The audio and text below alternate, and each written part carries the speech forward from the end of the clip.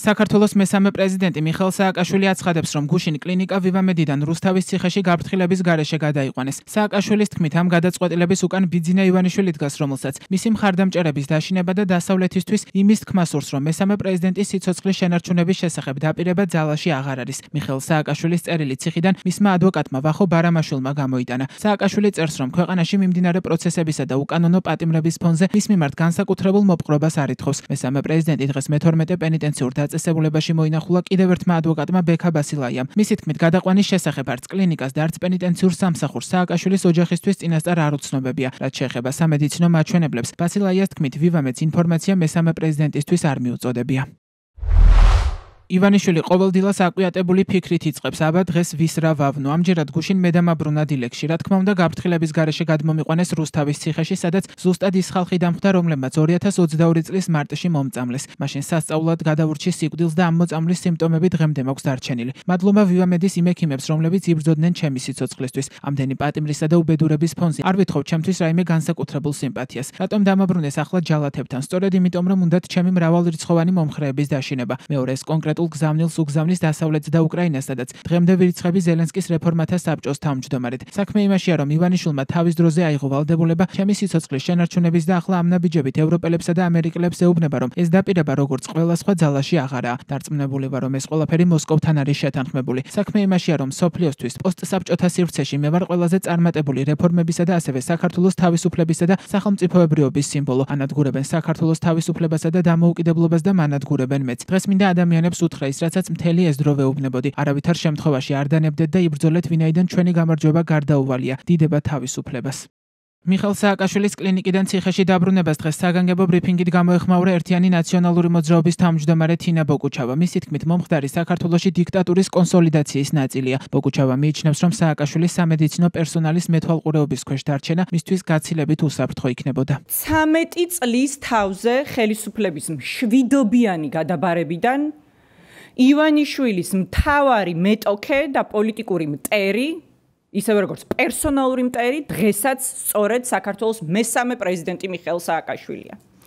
ეს განპირობებულია იმით, რომ პრეზიდენტი მიხეილ სააკაშვილი ვლადიმერ პუტინის პირადი ნომერ პირველი მტერი არა მხოლოდ საქართველოში, არამედ მთელს რეგიონში, ახლა უკვე პრეზიდენტ ზელენსკისთან ერთად. ეს, რა თქმა უნდა, პირველი მიზანია ამგვარი მოქმედებების. მეორე, ეს არის ივანიშვილის სასოწარკვეთილი მცდელობა მიიქციოს დასავლეთის და კონკრეტულად ამერიკის შეერთებული შტატების ყურადღება. ის სწორედ ვერ შემდგარ უნიათო დიქტატორად მოიხსენიეს ამერიკის შეერთებულ შტატებში და ახლა დიქტატურის კონსოლიდაციით ივანიშვილი ცდილობს დასავლეთს დაუმტკიცოს, რომ საქართველოში დიქტატურა შედგა, რომ ის თავად შედგა როგორც დიქტატორი და დიქტატორის რანგში მაინც დაელაპარაკოს დასავლეთს. თემასთან დაკავშირებით კომენტარი გააკეთეს კოალიცია ლელო ძლიერ საქართველოში. გრიგოლ გეგელიას თქმით, მხოლოდ ცალკეული პოლიტპატიმრების ადგილსამყოფელის შეცვლაზე ფოკუსირება არასწორია, რადგან მისივე თქმით, დღეს მთელი ქვეყანა ივანიშვილის ტყვეობაშია. დღეს ტყვეობაში იმყოფება სრულიად საქართველო.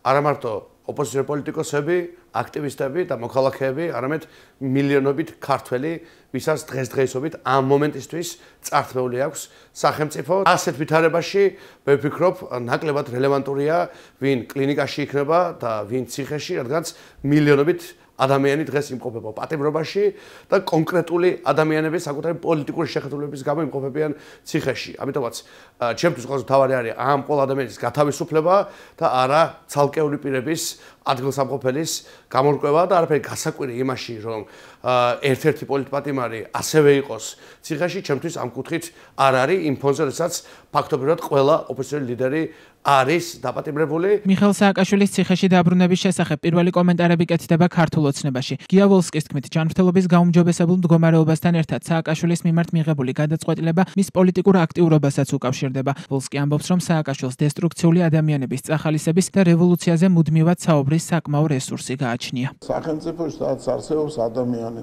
იმყოფება პრივილეგირებულ პირობებში. ყოველ დღე თუ არა, ორ დღეში ერთხელ მაინც აკეთებს განცხადებებს, მოწოდებებს რევოლუციისაგან და საკმაო რესურსი გააჩნია იმისათვის, რათა მისნაირად დესტრუქციული ადამიანები წინ წამოწიოს, ხელში აიღოს ეს რევოლუციის სადავეები და ამაზე მუდმივად ილაპარაკოს. ეს რასაკვირველია. პოლიტიკურადაც დამაზიანებელია, სერიოზული ზიანის მომტანია და სამართლებრივად არის დასჯადი. სამართლებრივად დასჯადი ადამიანი, ვისაც ჩადენილი აქვს ძიმე დანაშაულებები და ამ დროს არის ჯანმრთელი, არ უნდა იწვეს ავადმყოფოში. ეს არის ელემენტარული ფორმულირება, რომელიც შესაბამისმა სტრუქტურამ განახორციელა. მიხეილ სააკაშვილი კლინიკა ვივამედიდან ნომერ მე-12 პენიტენციურ დაწესებულებაში 12 ნოემბერს დააბრუნეს, სადაც სასჯელის მოხდა საერთო წესით გააგრძელებს. პენიტენციური სამსახურის განმარტებით, ვინაიდან სააკაშვილის ჯანმრთელობის მდგომარეობა დამაკმაყოფილებელია და მას აღარ ესაჭიროება სტაციონალური მკურნალობა, კლინიკიდან გაწერეს. თემასთან დაკავშირებით დღეს კომენტარი გააკეთა ქართული ოცნების ჯანდაცვის მინისტრმა მიხეილ სარჯოლაძემაც. მე მგონია, რომ ეს აბსოლუტურად ლოგიკური და სწორი გადაწყვეტილებაა. ყოველ შემთხვევაში ამასთან დაკავშირებით საპირისპირო არგუმენტსაც ვერავინ შეძლებს რო თქვას, რატომ არ უნდა მომხდარიყო ასე ვთქვათ ამ გადაწყვეტილების მიღება და მისი აღსრულება. მე ვფიქრობ, რომ აბსოლუტურად ნორმალური გადაწყვეტილებაა.